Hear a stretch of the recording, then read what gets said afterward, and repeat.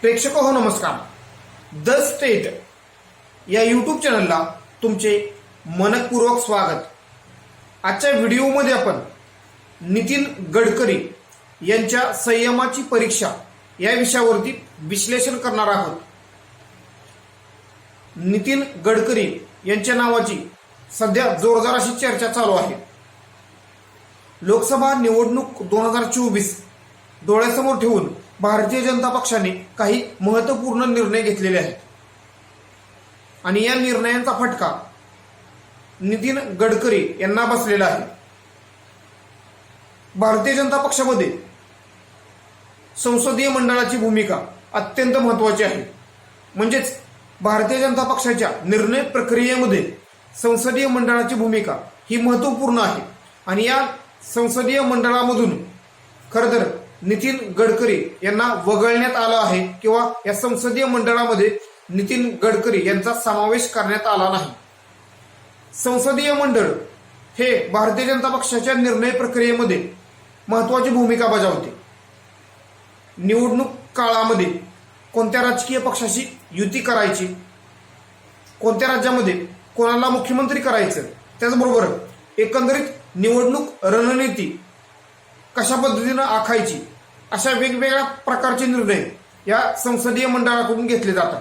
म्हणजेच भारतीय जनता पक्षाच्या निर्णय प्रक्रियेमध्ये या संसदीय मंडळाची भूमिका ही सर्वात महत्त्वाची असते आणि या संसदीय मंडळामधून खरं तर नितीन गडकरी यांना वगळण्यात आलेला आहे किंवा नितीन गडकरी यांचा समावेश या संसदीय मंडळामध्ये करण्यात आलेला नाही. त्यामुळं कुठेतरी भारतीय जनता पक्षामध्ये आणि विशेष करून भारतीय जनता पक्षाच्या केंद्रीय नेतृत्वामध्ये आपापसामध्ये काही प्रमाणामध्ये मतभेद असल्याचं दिसत आहे.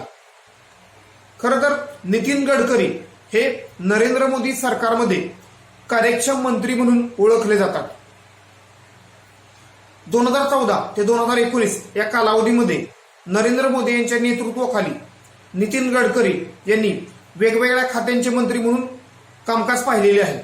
म्हणजे जवळजवळ 4 ते 5 मंत्रालयांची जबाबदारी 2014 ते 2019 या कालावधीमध्ये नितीन गडकरी यांच्यावरती नरेंद्र मोदी यांनी सोपवली होती आणि ती जबाबदारी नितीन गडकरी यांनी चांगल्या पद्धतीने पार पाडली. एक उत्तम प्रशासक म्हणून नितीन गडकरी यांना ओळखलं जातं. परंतु 2019 नंतरनं म्हणजेच 2019 मध्ये ज्यावेळी नरेंद्र मोदी सरकार पुन्हा सत्तेवरती आलं त्यावेळी नितीन गडकरी यांचं खरं तर सरकारमधील वजन किंवा महत्व काहीसं कमी झाल्याचं दिसत आहे. म्हणजे 2014 ते 2019 या कालावधीमध्ये नितीन गडकरी यांच्याकडं जवळजवळ 4 ते 5 मंत्रालयांची जबाबदारी होती. परंतु 2019 नंतरनं नितीन गडकरी यांच्याकडं 1 किंवा 2च मंत्रालय राहिली. त्यामुळे कुठेतरी सध्या राष्ट्रीय राजकारणामध्ये आणि भारतीय जनता पक्षाच्या केंद्रीय नेतृत्वामध्ये नितीन गडकरी यांच्याबद्दल एक प्रकारची नाराजगीची भावना दिसत आहे. सध्या भारतीय जनता पक्षामध्ये नरेंद्र मोदी, अमित शहा, JP नड्डा यांचा शब्द अंतिम मानला जातो किंवा यांची भूमिका हीच अंतिम मानली जाते. परंतु नितीन गडकरी यांनी वेळोवेळी खरं तर भारतीय जनता पक्षाच्या केंद्रीय नेतृत्वाने किंवा एकंदरीत सरकारचे प्रमुख म्हणून नरेंद्र मोदी किंवा त्यांच्या सरकारने जे वेगवेगळे निर्णय घेतले त्याला अप्रत्यक्षरित्या काही प्रमाणामध्ये विरोध केल्याचं दिसत आहे. त्यामुळं कुठंतरी भारतीय जनता पक्षाचं केंद्रीय नेतृत्व मग ते संघटनेच्या पातळीवरती असो अथवा सरकार म्हणून सरकारच्या पातळीवरती असो त्या नेतृत्वाशी नितीन गडकरी यांचा अप्रत्यक्षरित्या संघर्ष आपल्याला वेळोवेळी पाहायला मिळालेला आहे. खरं तर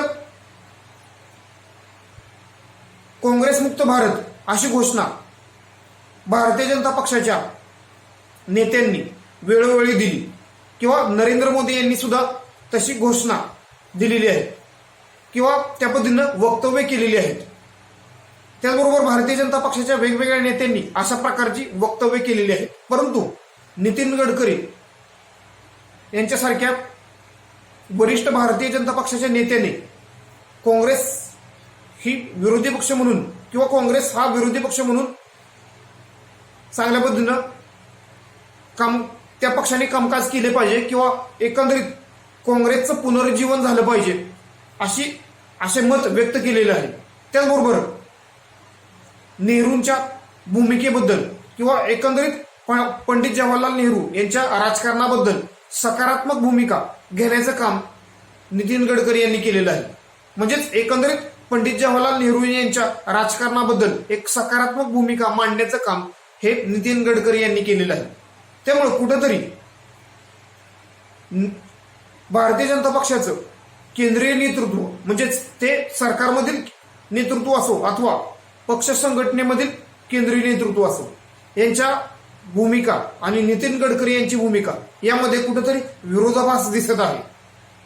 खरं तर नितीन गडकरी हे आपल्या वेगळ्या राजकीय शैलीसाठी ओळखले जातात.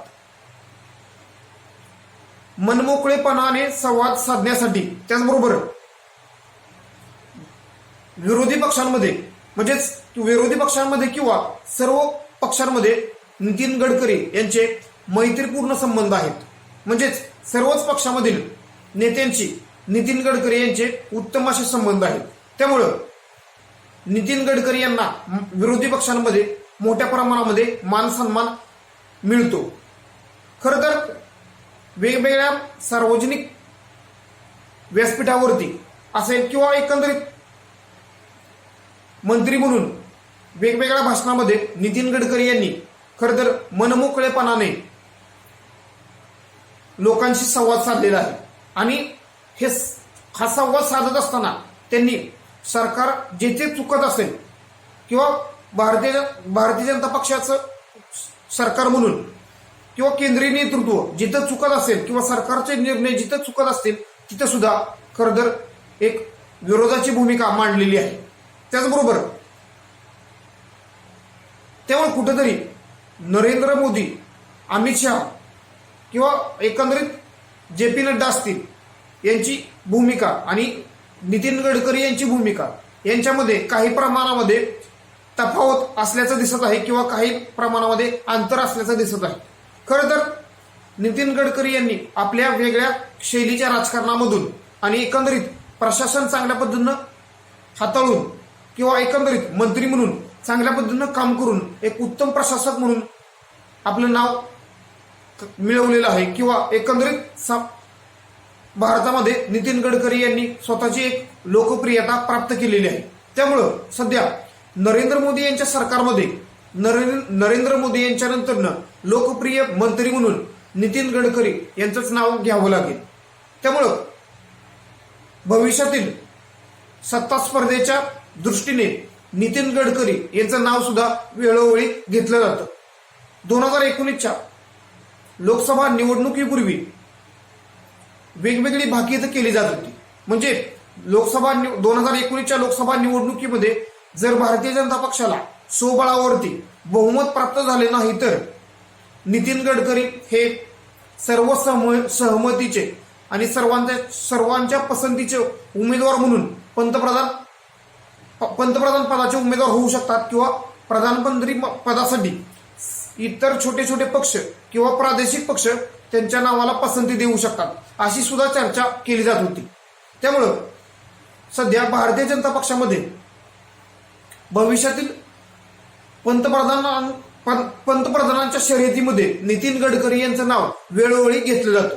खरं तर भारतीय जनता पक्ष असो अथवा भारतीय जनता पक्षाचे विरोधी पक्ष असो या दोन्ही बाजूला नितीन गडकरी यांच्याबद्दल एक प्रकारचा सॉफ्ट कॉर्नर आहे किंवा नितीन गडकरी यांच्याबद्दल एक प्रकारची आपलेपणाची भावना आहे. जरी सध्या नितीन गडकरी यांचं सरकारमध्ये काहीचं महत्व कमी झाल्याचं दिसत असलं तरी सुद्धा नितीन गडकरी यांनी गेल्या 7-8 वर्षामध्ये मंत्री म्हणून ज्या पद्धतीनं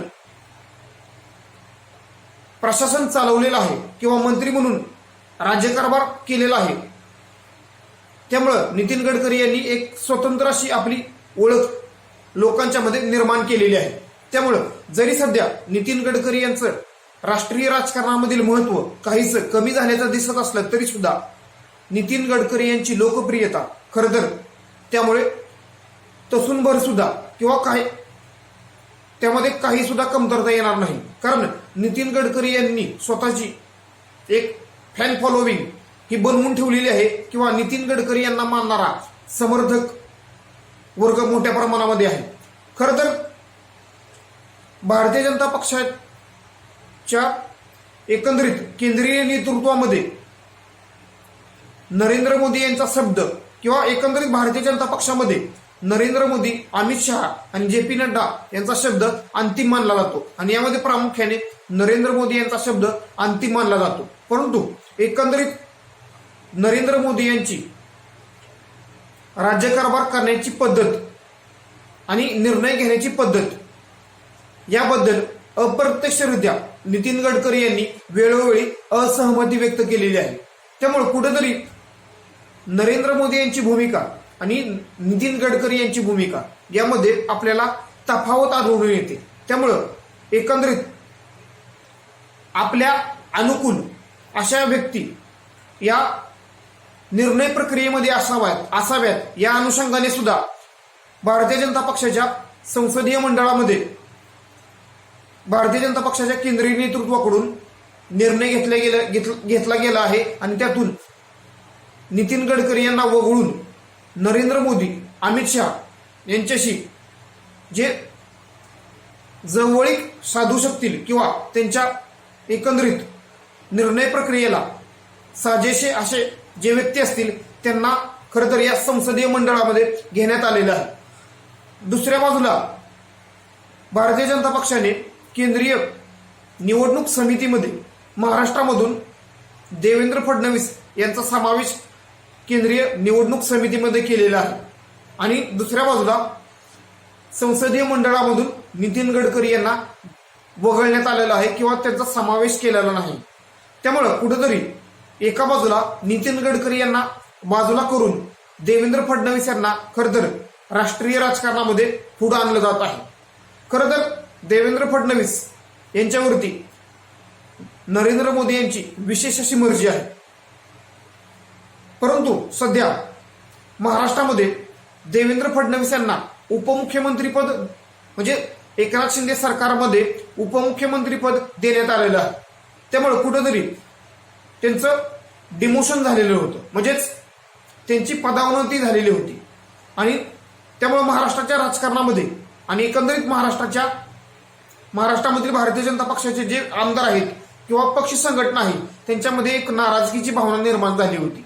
त्यामुळे कुठेतरी या महाराष्ट्रामधील भारतीय जनता पक्षाचे आमदार असतील किंवा संघटनेमध्ये एक चांगला मेसेज देण्याच्या दृष्टीने देवेंद्र फडणवीस यांचा समावेश केंद्रीय निवडणूक समितीमध्ये भारतीय जनता पक्षाकडून करण्यात आलेला आहे.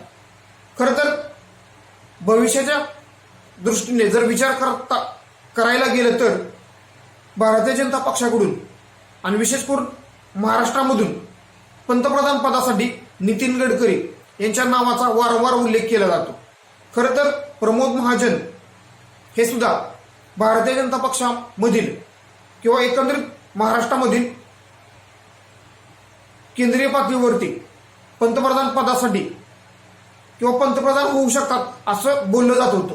परंतु सध्याच्या परिस्थितीमध्ये आणि एकंदरीत भविष्यातील राजकारणाचा विचार करता नितीन गडकरी हे पहिले मराठी पंतप्रधान होऊ शकतात असं बोललं जातं. खरं तर नितीन गडकरी हे राजकारणामध्ये आपल्या स्वतंत्र अशा शैलीसाठी ओळखले जातात. नितीन गडकरी हे दिलखुलासपणे संवाद साधतात. त्याचबरोबर विरोधक असो अथवा आपल्या पक्षातील कोणताही आमदार किंवा खासदार असो यांचं काम चांगल्या पद्धतीनं करण्याचं काम हे नितीन गडकरी करत असतात. खरं तर सत्ताधारी पक्षामधील नेता म्हणून आपल्या पक्षातील नेत्यांबरोबरच विरोधी पक्षामधील नेत्यांची सुद्धा उत्तमपणे काम करण्याची जबाबदारी हे नितीन गडकरी पार पाडत असतात. त्यामुळं सर्व पक्षांमध्ये नितीन गडकरी यांच्याबद्दल एक प्रकारची लोकप्रियता आहे. जरी सध्या भारतीय जनता पक्षामध्ये नितीन गडकरी यांच्या नावाला आणि नितीन गडकरी यांच्या राजकीय भूमिकेला काही प्रमाणामध्ये विरोध होत असला तरी सुद्धा आणि एकंदरीत नितीन गडकरी यांना जरी एकंदरीत भारतीय जनता पक्षाच्या केंद्रीय नेतृत्वाच्या फळीमधून काहीच बाजूला करण्यात आलं असलं तरी सुद्धा नितीन गडकरी यांची लोकप्रियता खरं तर कमी होणार नाही. कारण नितीन गडकरी यांनी आपल्या एकंदरीत निर्णय प्रक्रियेमधून आणि एकंदरीत मंत्री म्हणून जे काम केलेलं आहे त्यामुळं कुठेतरी एक चांगली प्रतिमा लोकांच्या मनामध्ये नितीन गडकरी यांची तयार झालेली आहे. धन्यवाद. तर माझ्या व्हिडिओला लाईक करा, माझ्या व्हिडिओला शेअर करा, माझ्या चॅनलला सबस्क्राईब करा.